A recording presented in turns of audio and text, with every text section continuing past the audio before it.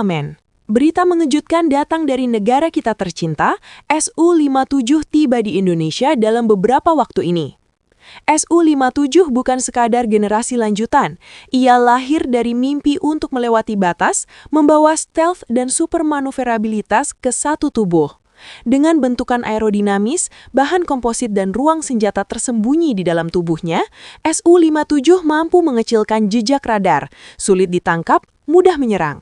Mesinnya bertenaga ganda, memberi kekuatan yang membawanya melesat hingga Mach 2 dan bahkan mempertahankan kecepatan supersonik tanpa afterburner atau supercruise, menjadikannya predator langit sejati.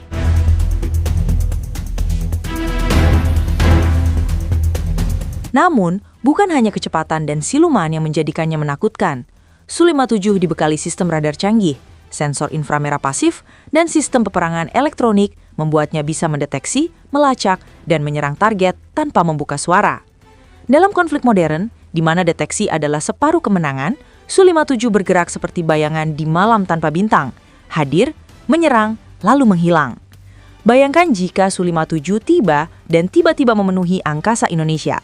Langit Nusantara bukan hanya menjadi jalur penerbangan militer biasa, ia berubah menjadi panggung strategis. Musuh sulit mengunci target, sistem pertahanan anti-udara bingung.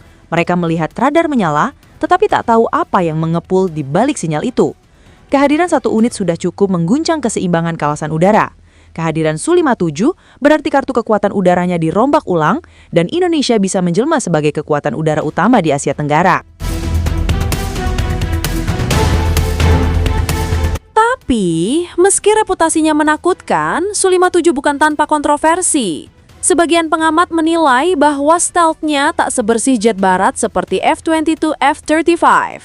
Kabarnya, permukaan dan finishing jet ini kurang halus jika dibandingkan standar stealth E-mode ala Amerika. Ada kritik bahwa dalam kondisi tertentu, jet ini dapat terdeteksi radar canggih. Terlepas dari teknologi canggih, realitas operasional, pemeliharaan, dan strategi penggunaan menentukan apakah Su-57 benar-benar bisa menjadi rahasia gelap di angkasa.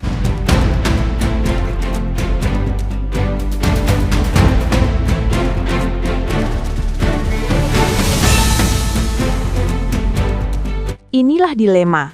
Su-57 bisa jadi jawaban atas sebuah kebutuhan. Keunggulan udara, intimidasi strategis, dan kemampuan strike presisi.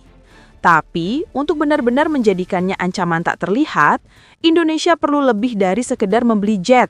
Perlu kesiapan operasional, dukungan logistik, pilot terlatih, dan sistem pendukung lengkap.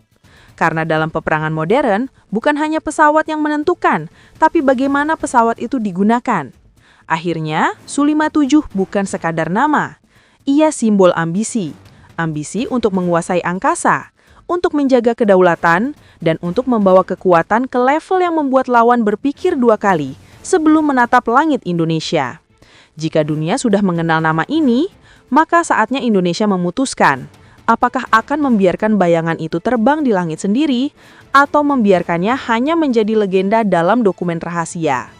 Jika Anda ingin mengikuti update terbaru seputar perkembangan militer Indonesia, jangan lupa subscribe, nyalakan lonceng, dan tinggalkan komentar.